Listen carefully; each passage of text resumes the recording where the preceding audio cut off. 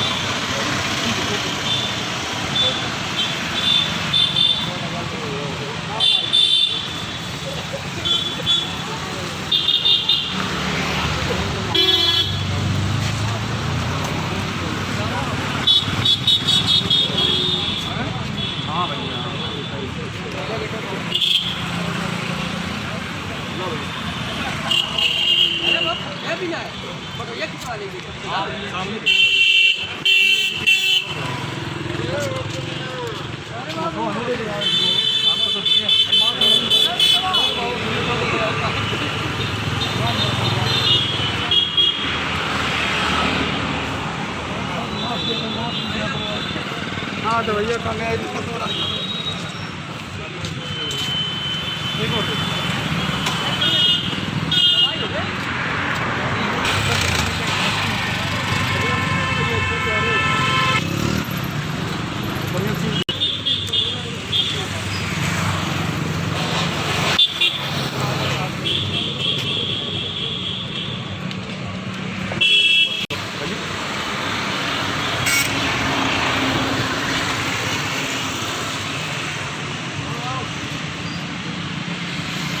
पटवा जी 2020 मार्च की पहली लहर में भी पटवा चैरिटेबल ट्रस्ट बराबर लोगों को सेवा दे रहा है, चाहे वह फूड किट हो या रेडीमेड फूड। 2020 की बात नहीं है। पटवा चैरिटेबल ट्रस्ट 1996 से ही लगातार लोगों के बीच बना हुआ है और निस्वार्थ भाव से लोगों को सेवाएं दे रहा है और तमाम तरह के चैरिटेबल वर्क जिससे लोगों का भला हो वो करते आ रहा है। रहा 2020 की बात, तो 2020 एक अज्ञात महामारी की शुरुआत हुई जिसमें ट्रस्ट के माध्यम से हमारे वॉलंटियर बराबर लगे रहे और कम से कम 20 से 25 हज़ार लोगों को फूड किट पहुंचाने का काम किए। तैयार भोजन भी लोगों के बीच पहुंचाने का काम किया गया। जो हो सका वो सहयोग किया गया। निरंतर पटवा चैरिटेबल ट्रस्ट 1996 से लगा हुआ है। सामाजिक सहयोग और लोगों के बीच कैसे उपस्थिति रहे, चाहे वो आई कैंप का हो, चाहे हेल्थ कैंप हो, तमाम तरह की सेवाएं पटवा चैरिटेबल ट्रस्ट निरंतर दे रहा है। जब जरूरत पड़ी तो प्रशासन के भी सहयोग से काम किया। नेक्स्ट 2021 की तेज भयानक लहर में भी आपके वॉलंटियर्स बराबर लोगों के बीच मेडिकेट व एम्बुलेंस की फ्री सेवाएं दे रहे हैं। 2020 का जो ये कोविड-19 की जो दूसरी लहर आई, महामारी आई, ये त्रस्ती बहुत बड़ी थी और इस त्रासदी में बहुतों ने अपनों को खोया, बहुत के करीबी लोग भी इसमें चले गए। बड़ी दुखद स्थिति बनी। हम खुद ही कोविड-19 का शिकार हो गए थे 8 अप्रैल को ऊपर वाले की दया से ठीक हुए।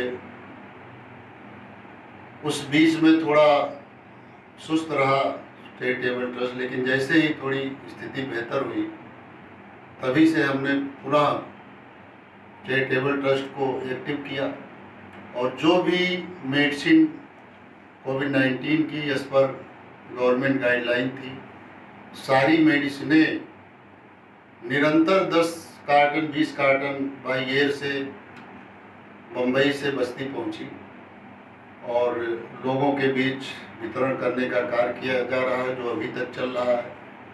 और हमारी एम्बुलेंस जो निःशुल्क फ्री सेवा दे रही है, 4 एम्बुलेंस लगातार लगी हुई है।